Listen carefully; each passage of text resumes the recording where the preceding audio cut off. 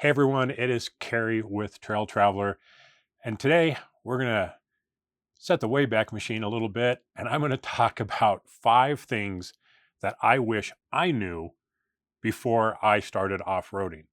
And that's a little um, odd because I've been off-roading for a long time, for many years, but most of it was in California, and we didn't really do anything like we do now. So we didn't do rock crawling, we didn't go to Moab and places like that. So especially here in Colorado, it's very different than it was in California. So let's preface that with, before I started serious off-roading here in Colorado, there's 5 things that I wish I knew. Hopefully these are going to be some essential tips for you new people out there, because there's no doubt that the call of the wild, the thrill of the unknown, getting out into nature is just a wonderful experience. It's like no other. But before you conquer the trails, there's a few things that you should know before you get started. Number one, recovery gear. Recovery gear is not optional, it's essential. You have to have recovery gear with you. Otherwise, you could end up, or someone else with you could end up having a very, very bad day. Imagine getting stuck in mud or sand or snow and not having the tools to get yourself out. But when you do, life is a whole lot easier. Recovery gear is your off-roading safety net. Essentials include a tow strap, not a chain. That's a bad, bad idea. A kinetic rope, traction boards, a shovel, and a bottle jack. Don't go right in for a high lift jack unless you know how to use them. They are way worse than not having one at all. It is not how you change tires on a lifted vehicle. You use a bottle jack for that. It's for recovery. You can use it as a winch. You can use it to lift things up over obstacles. But if you don't know what you're doing, it can be very, very dangerous. Do not go out and buy yourself a high lift jack right away. Big mistake. Don't do it. You don't need it. Here in Colorado, places like Moab, I highly recommend having a winch along with the accessories for that, like a tree saver, so that you can get yourself or other people out of harm's way. And you definitely need to know how to learn all this equipment. You can go on YouTube, find a lot of tutorials. We have stuff on recovery gear basics. You can take a course like On Trail Training, which is absolutely excellent to learn how to do that, or just go out with some buddies and practice getting yourself stuck and unstucking yourselves. It's a lot of fun and you can learn an awful lot. Trust me, you will thank me in the future. The very first time I went off-roading here in Colorado, we had just bought an old Chevy Trailblazer just to go out and do trails, and we got promptly stuck the very first time we went out. We were outside of this ghost town called Como. We got off pavement and we were going to go up over this pass. Sure, there was snow on the ground. What do we know? We made it 30 feet off the pavement and the tires just sunk into the snow. It was probably 2.5, 3 feet deep. There was no getting ourselves out of this. We had no recovery gear. I had to walk almost 2 miles back into town to try and get cell signal where I could call a tow truck. We didn't have services around here like Off-Road Portal and Colorado 4x4 Rescue and Recovery. So I had to call a tow truck to come get me. It took them hours to get out to our location, and all they had to do was back me up 10 feet out of this, and that set me back $750 for that tow. Don't be the idiot that I was. It can be very expensive. That money could have bought a whole lot of recovery gear. So, very important. Let's not skimp on recovery gear. Number 2, airing down is your friend, not your enemy. Some people are just so adamant about not airing down unless it's absolutely necessary. I'm completely opposite. We will air down if there's the slightest bit of washboard or rocky terrain. Those big fancy tires on the Jeep look great, but when you are off-road, they can work against you when they're at highway pressure. Lowering your tire pressure or airing down increases the contact patch of your tires. It softens the sidewall and the contact patch, making it so you can grip onto rocks and obstacles.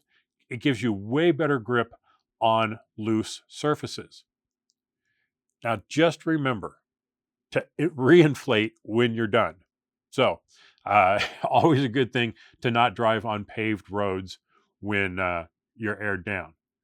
I have a very complete video. I'll link it up above and in the description on the whys and hows of airing down, and you can watch that at your leisure. Now, what is our rule of thumb when it comes to airing down? We get this question all the time. And certainly when we started off, we thought airing down meant going from 35 to 28 or 25. Ooh, and then when we got really ambitious, we started going down to 20. Okay, that was way conservative. Now, granted, we're not running beadlocks, so I'm not going to hit a trail, go down to 5, and go driving around. So we're just on regular KMC wheels. So we have some practical limits of where we go. But here's my rule of thumb. If we are on just a hard, rocky surface that is just beating the crap out of us, we're going to go from 35 down to 16, 18, somewhere in there, maybe 15. Give us something to make the tires act as shock absorbers so that they're softening up the road. Our kidneys feel better, our pancreas feels better, all of our insides feel better at the end of the day. So it's not for traction, it's purely for comfort. Now, let's step down a notch and get into some little rock crawling type things. Some of the basic trails around here where you're going up over some ledges, over some rocks. In that case, we're going to go down to about 12. At 12, we're super comfortable. It makes for a very nice ride, and it gives us tons of grip on our 38-inch Nito trail grapplers. Don't really need to go below that for too many purposes. However, if we are in some deeper snow, that is a whole different ballgame. We will air down to about 9. And in worst cases, if we're getting stuck a lot, we'll go down to 6. Not for an extended period of time, mind you, not if we're doing hard turns, but usually 6 to 9 when we're in snow, 12-ish when we are doing a harder trail, 15, 16, somewhere in there when we're just on a really rocky surface and we just want some extra comfort. So that's airing down for you. Number 3, lift kits. Let's talk about lift kits for a while. They are not the end-all, beat-all magic bullet. Lift kits raise your vehicle's ground clearance, sure, but they raise your body's ground clearance. They don't raise your overall ground clearance. That's at the axles. The axles are your lowest point. So the only way to raise your lowest ground clearance, the bottom of your pumpkin, is to get bigger tires. Let's say your vehicle came with 35s. We're on 38s. That's a 3-inch difference. However, 1.5 inches is at the top and only 1.5 inches is at the bottom. So going up 3 inches in tire size only bought us 1.5 inches of extra ground clearance underneath the differentials. The lift, that's for making sure you have enough room for your tires and your articulation to fully flex out. So when you're completely stuffed, you don't want to be hitting the top of your fenders. When you're completely articulated down, you don't want to be binding up anywhere. That's what your lift is for, is to make sure that you can take advantage of all your articulation and not get bound up anywhere.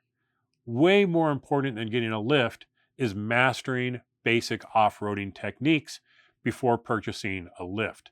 This will help you determine what lift kit to buy. Remember, as you lift your kit up, as you lift your vehicle up with a lift kit, you're changing your vehicle's handling and you're changing the center of gravity.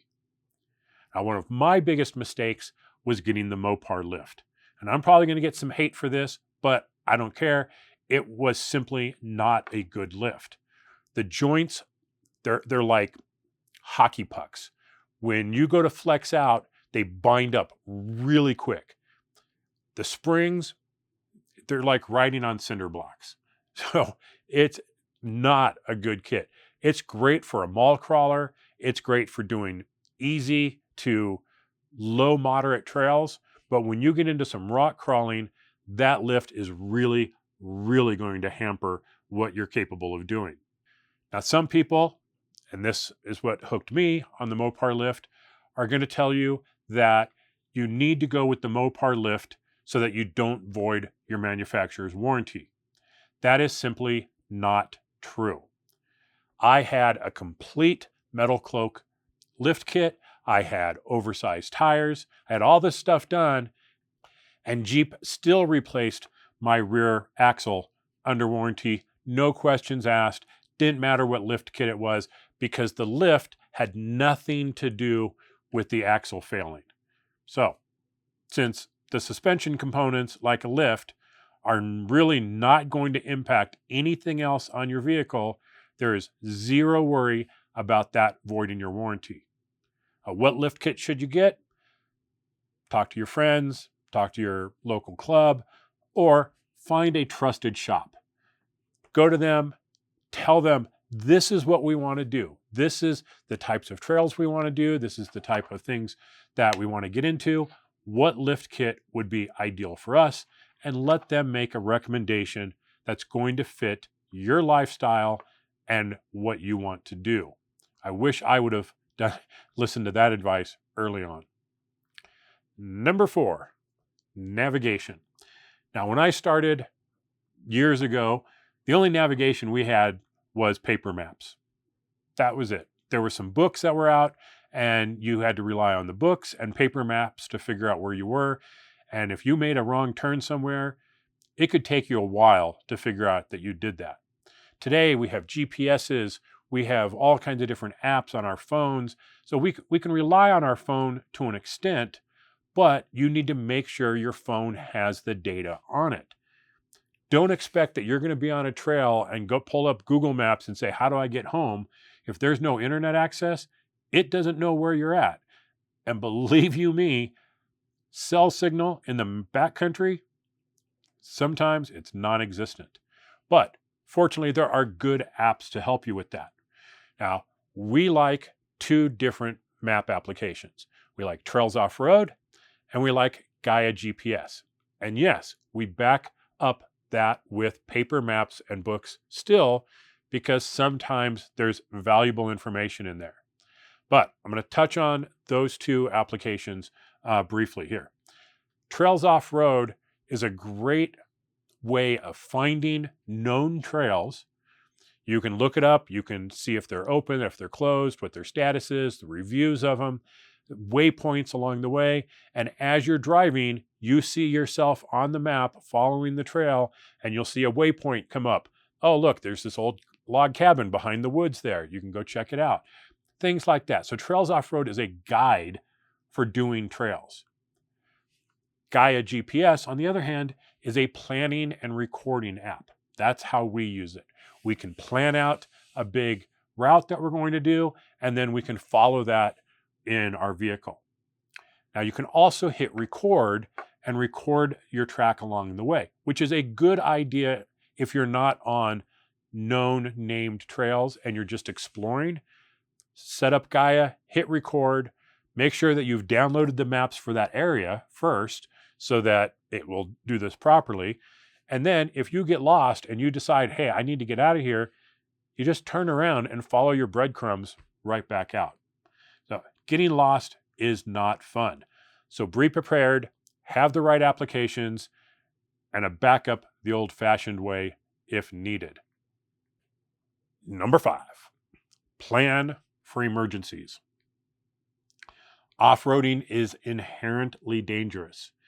Now, many people will never have a problem. They'll never see a problem. They'll never experience anything bad out there. We have. We're out there a lot. We see a lot of things happen. We've seen people get hurt. We've seen vehicles get destroyed. Things happen. But that doesn't mean it's reckless. Make sure that you are prepared for emergencies. Every single vehicle should have a first aid kit. It needs to be visible from outside the vehicle. If I look in the back of someone's vehicle, I should be able to spot a first aid kit so I can grab it and start dealing with any medical emergency. Pack plenty of water and non-perishable foods. Now, this may be mid-April here in Colorado. People are getting stuck in the snow in the mountains. It happened just last night. Now, if you're out on a trail and you get stuck, you might not be able to get help till the next day. If that. There have been people that have been stuck on trails for 3 days because the weather prevented them from hiking out and being able to call someone for help. So please make sure you have water, you have food. I recommend 3 days of water and food if you're going out there so that if something happens, you're well prepared. Make sure you fill up before you hit the trail. Make sure that you have clothes or blankets or something to stay warm at night. And always make sure that somebody knows your planned route and your estimated return time. So if you're not checking in at a certain time, they know to start making phone calls. Now, hopefully it's someone who knows how to make those phone calls and who to call, but it's not that hard to figure out. Unexpected situations do arise, so be prepared to handle them. On that end, let's talk about emergency communications. That is just as important as everything else and can absolutely be a lifesaver. Don't rely on your CB radio, your GMRS radio, or even your ham radio to get you help if you need it. There are spots here in Colorado, not far from us. You are not going to find somebody on ham. You're not going to reach someone on GMRS. You're not going to reach someone on CB, and you're sure as hell not going to have cell phone access. So what do? You need to be able to contact somebody. You need to use satellites. Now, our tool of choice is the Zoleo satellite communicator. This allows us to text or email contacts or even contact emergency services if need be. Just one push of the button on the device and I'll get a text back to my phone from some emergency service. They'll ask me what's going on, what's the nature of the emergency, is anyone injured, are you safe, all those things so they can determine how best to get help out to you. It's absolutely critical that somebody in your group have satellite communication. Now, there's other products available from Garmin, from Spot, other companies. So do some research and pick the one that fits your personal preferences and requirements. We love the Zoleo. We're not sponsored by Zoleo. We've never even had a discount from Zoleo. But we find for us, that's the right unit for us to carry. We've bought them for our kids so that when they're out hiking or exploring and something happens, push of the button, we get notified. Emergency services gets notified. Like I said, it can be a lifesaver. One final bonus thing I want to talk about, and this certainly applies to the very first one and my situation where we got stuck. Don't wheel alone. That's it. If you don't wheel alone, so much of this stuff can be avoided. If you get stuck, there's someone there to unstuck you. If they get stuck, you're there to unstuck them. They're having extra hands, extra eyes, extra brains, extra gear can be worth its weight in gold. Yes, I know Katerina and I go wheeling solo. We have done 2,000 mile plus trips by ourselves in the backcountry, off the beaten path. And I'm going to say, yes, we have a ton of experience. We have a large assortment of recovery gear to get us out of almost any situation that we've ever come across or can imagine. And we have satellite communications. So we have certainly been stuck where there's no way to winch off a tree. we have equipment for that. We know what we're doing. We can get ourselves out of pretty much any situation. It may take us some time, but we can do it. That said, it's always a good idea to not wheel alone. You will see in the vast majority of our videos, there's always someone with us, and not usually one other person. There's usually 2 to 3 other vehicles. We prefer that setup. We prefer to have a total of 4 vehicles on any given adventure. That just gives a lot of backup. We can split the load in terms of what tools we can carry. We can take a lot more stuff with us, and it's more people to help if there's a problem. So that has saved someone's bacon who got into trouble in between 2 vehicles. Because of that, we're able to get that person out of trouble. So going out there with 3 or 4 people is the way to go. Pretty much anywhere, if you're on Facebook, search for your area off-roading. If you're in Colorado, go to the Colorado Off-Road Trails Facebook group. There's 22,000 people in that group. If you say you want to go hit a trail on Sunday, somebody is going to want to go.